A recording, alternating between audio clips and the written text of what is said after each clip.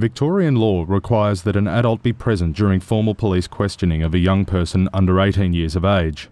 Where a parent or guardian is not available, an independent person is required to be in attendance.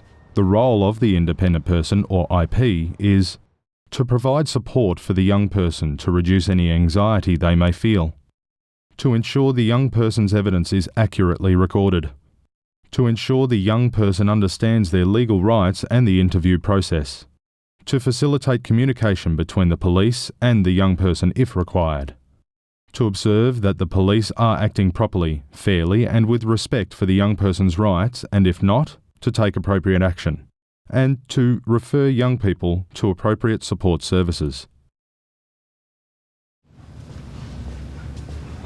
Hi. When the IP arrives at the station, they need to go to reception and ask for the police informant by name and rank and explain who they are and why they are there. I'm Mel Duncan, independent person from the Youth Referral and Independent Person program. I've been called to see Senior Constable Dacey.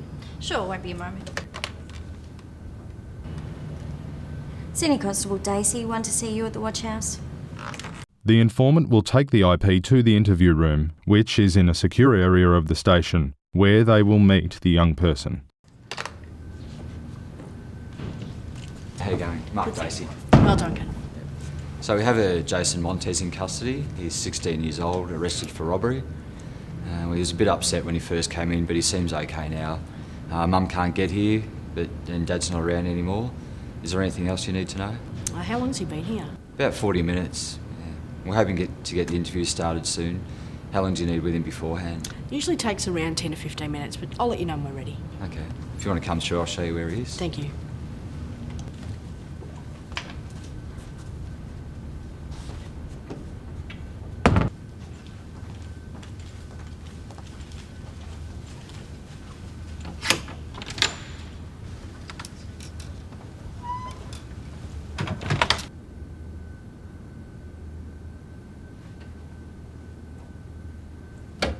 Hi Jason, I'm Mel. In Victoria, a young person who is in police custody has the right to a private conversation with an adult before they are interviewed by police. During the pre-interview discussion, the IP should make sure that the young person understands why they are there and what will happen during the police interview. The IP should also check on the young person's general health and welfare and make sure that they understand their rights. Jason, I'm an independent person from a program called the Youth Referral and Independent Person program, who supports young people who are in police custody.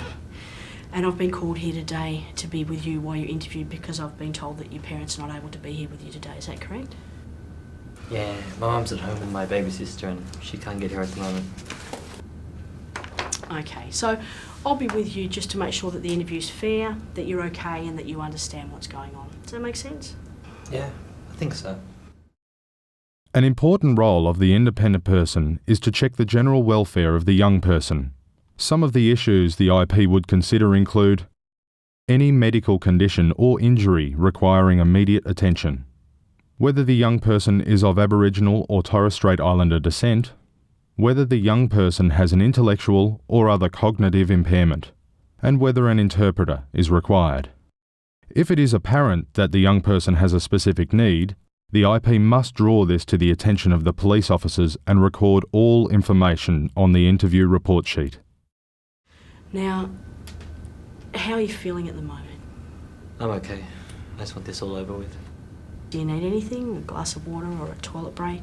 No? Okay. Is English the language that you would normally speak at home? Yeah. Okay, so you don't need an interpreter? No.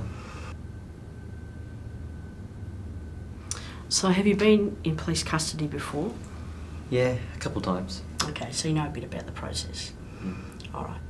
So before the police interview you, I just want to make sure that you understand why you've been arrested. Do you know why you're here? Yeah, last week I met up with a couple of mates and we went to a service station and... Okay, I'll just stop you there. It's actually better if you don't tell me what you were doing before the police arrested you, because if you tell me that stuff, then I can be called as a witness in court. But I do need to make sure that the police have explained to you why they have arrested you. Yeah, they told me I was arrested for robbery. Okay. And are you happy with the way the police have treated you? Yeah, they've been okay. All right. So it's my job to explain what's going to happen during the interview. Now, you've been arrested but you haven't been charged as yet. You may be charged after the interview, or you may be charged on summons at a later date, or you may be released without charge tonight. And that's up to the police. Do you understand? Yeah. Yeah. Cool. Last time I got summons afterward. Jason, I just want to check that you're 16 years of age, is that correct? Yeah. Yep. Now, thanks. I'm going to be taking some notes throughout our discussion and also the police interview. All right, just to record what takes place. Now, our conversation is confidential and my notes will be kept by the Centre for Multicultural Youth. They manage the YRIPP program. Now, they won't be seen by anyone else unless the court asks, and our conversation is also private unless I have any safety concerns, okay? Okay. Jason, I just need to record your name and address on my form, is that okay?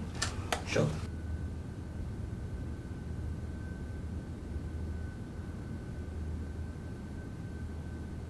Great.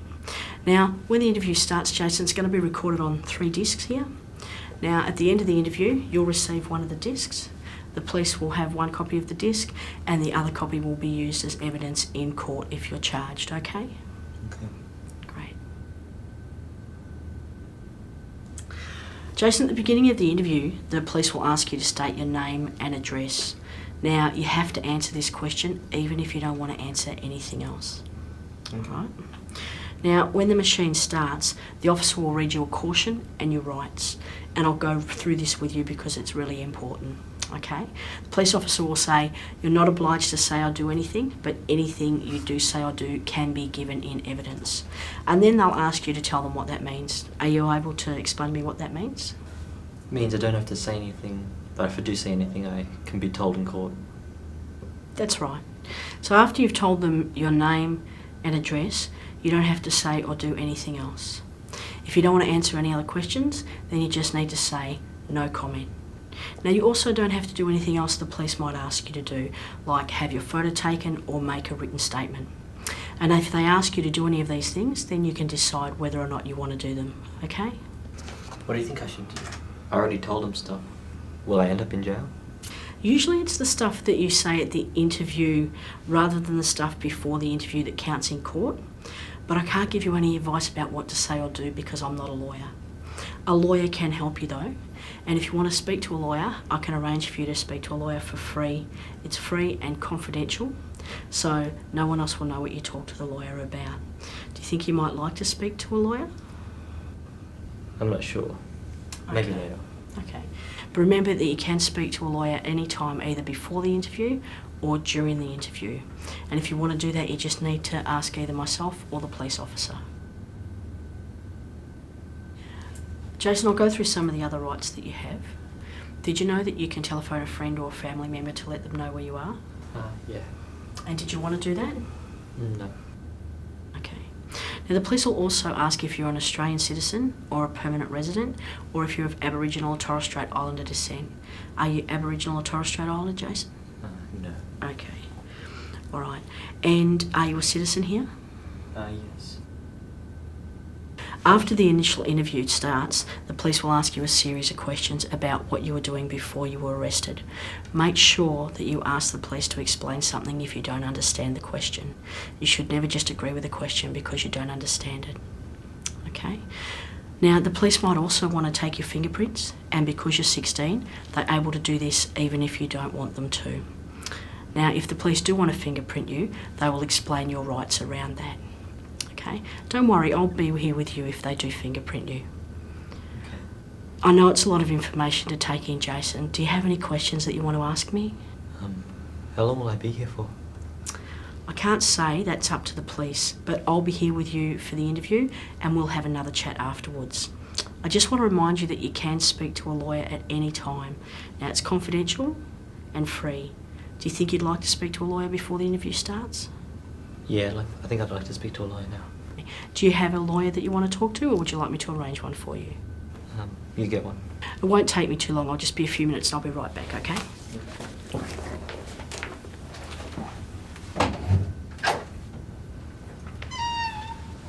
Ready? Almost. Jason's just requested some legal advice. Could you please call the 24-hour legal advice line? Yep, sure. Thank you. A young person can access telephone legal advice from a Victorian legal aid solicitor at any time through the YRIPP 1300 telephone number.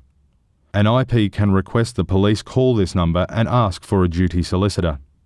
The police may check with the young person first. The solicitor will then call the station back to speak with the young person. The conversation between the young person and the solicitor should occur in private, and neither the IP nor the police should be able to hear the conversation. There are several important points that the independent person needs to cover in their pre-interview discussion with the young person. The IP should explain who they are, what their role is, and that they are not a police officer or a lawyer. They should avoid talking about the specifics of the alleged offence with the young person, but check that the young person knows why they have been arrested.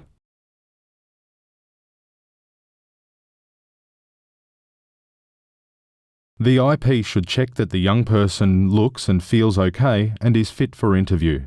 They should also ask if the young person needs anything such as water or medical attention. The IP should also ask the police to arrange for an interpreter if required.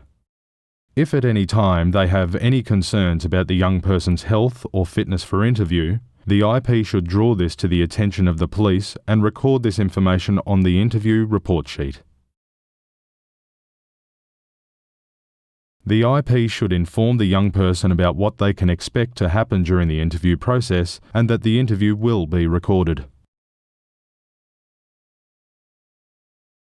The IP must go through the police caution with the young person and ask them to explain it in their own words. After stating their name and address, the young person does not have to answer any other questions if they don't want to. The IP should remind the young person that they can speak to a lawyer in private and for free at any time.